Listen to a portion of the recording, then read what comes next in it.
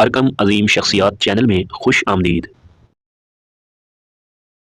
ارسطو مغربی فلسفہ کا باپ، اس کو تحریر کیا ہے ارقم چودھری نے۔ ارسطو مشہور یونانی فلسفی اور پولیمیتھ، بہت بڑا عالم فاضل قدیم یونانی دور میں۔ ارسطو ایک یونانی فلسفی جو کہ 384 سے 322 قبل مسیح تک زندہ رہا، وسیع پیمانے پر مغربی تاریخ کے سب سے زیادہ با اثر مفکرین میں سے ایک سمجھا جاتا ہے۔ منطق، مابعد الطبیعیات، اخلاقیات، سیاست، سائنس اور فن میں ان کی شراکت نے دنیا کے بارے میں ہماری سمجھ پر گہرا اور دیرپا اثر ڈالا ہے۔ ابتدائی زندگی اور تعلیم۔ ارسطو 384 قبل مسیح میں چالسیڈک جزیرہ نما پر یونانی کالونی سٹیگینا میں پیدا ہوا۔ اس کے والد نکوماکس مقدونیہ کے بادشاہ ایمنٹاس کے ذاتی معالج تھے۔ ارسطو نے بہترین تعلیم حاصل کی، پہلے اپنے آبائی شہر میں اور بعد میں ایتھنز میں افلاطون کی اکیڈمی میں۔ اس نے اکیڈمی میں 17 سے 37 سال کی عمر تک 20 سال تک تعلیم حاصل کی اور افلاطون کے سب سے نمایاں طلباء میں سے ایک بن گیا۔ فلسفیانہ شراکتیں۔ اکیڈمی چھوڑنے کے بعد ارسطو نے ایشیا مائنز میں ایسوس کا سفر کیا، جہاں وہ اٹارنیس کے حکمران ہرمیاس کا مشیر بن گیا۔ جب ہرمیاس کو 341 قبل مسیح میں قتل کیا گیا تو ارسطو لیسبوس کے جزیرے مائٹلین پر فرار ہو گیا۔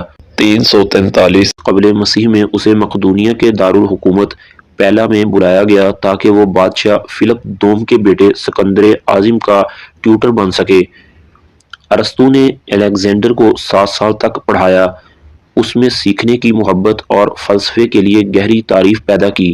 323 قبل مسیح میں الیگزینڈر کی موت کے بعد ارسطو ایتھنز واپس آیا، جہاں اس نے اپنا اسکول لائسیم قائم کیا۔ لائسیم سیکھنے اور تحقیق کا مرکز بن گیا اور ارسطو نے پوری یونانی دنیا کے طلباء کو اپنی طرف متوجہ کیا۔ اس نے منطق، مابعد الطبیعیات، اخلاقیات، سیاست، سائنس اور آرٹ سمیت بہت سے مضامین پڑھائے۔ ارسطو کی اہم ترین فلسفیانہ خدمات کا خلاصہ درج ذیل شعبوں میں کیا جا سکتا ہے۔ منطق۔ ارسطو نے منطق کا پہلا منظم نظام تیار کیا جس نے بعد کے تمام منطقی فکر کی بنیاد رکھی۔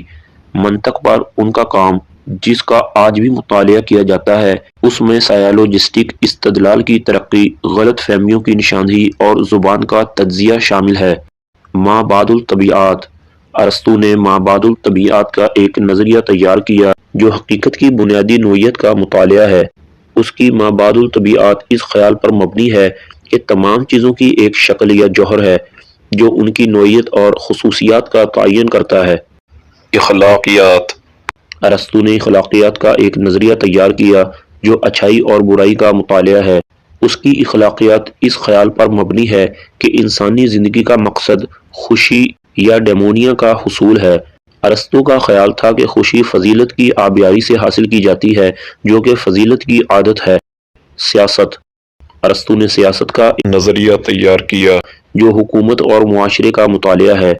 اس کی سیاست اس خیال پر مبنی ہے کہ انسان فطری طور پر سماجی جانور ہیں اور حکومت کی بہترین شکل وہ ہے جس پر ایک نیک رہنما حکمران ہو۔ سائنس۔ ارسطو نے حیاتیات، طبیعیات، فلکیات اور موسمیات سمیت سائنسی شعبوں کی ایک وسیع رینج میں اہم شراکت کی۔ وہ پہلے شخص تھے جنہوں نے سائنسی تحقیقات کا ایک منظم طریقہ تیار کیا جو مشاہدے، شمولیت اور کٹوتی پر مبنی ہے۔ آرٹ۔ ارسطو نے آرٹ کے بارے میں بڑے پیمانے پر لکھا، بشمول شاعری، موسیقی اور ڈرامہ۔ اس کا خیال تھا کہ آرٹ تقلید کی ایک شکل ہے اور اسے لوگوں کی تعلیم اور تفریح کے لیے استعمال کیا جا سکتا ہے۔ ارسطو کے کام نے مغربی فکر کی ترقی پر گہرا اثر ڈالا۔ اس کے نظریات کو فلسفیوں، سائنسدانوں اور فنکاروں نے صدیوں سے اپنایا ہوا ہے اور آج بھی ان کا مطالعہ اور بحث جاری ہے۔ ارسطو کو بجا طور پر انسانی تاریخ کے عظیم مفکرین میں شمار کیا جاتا ہے۔ میراث۔ ارسطو کی میراث بہت زیادہ ہے۔ اس کے کام نے مغربی افکار پر گہرا اثر ڈالا ہے اور وہ اب تک کے سب سے زیادہ با اثر فلسفیوں میں شمار کیے جاتے ہیں۔ منطق، مابعد الطبیعیات، اخلاقیات، سیاست، سائنس اور فن میں ان کی شراکت نے دنیا کے بارے میں ہماری سمجھ کو تشکیل دیا ہے۔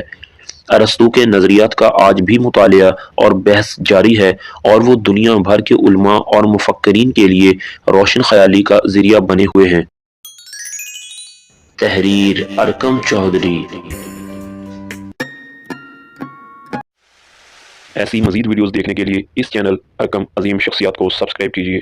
اپنا اور ہمارے اس چینل کا خیال رکھیے۔ السلام علیکم۔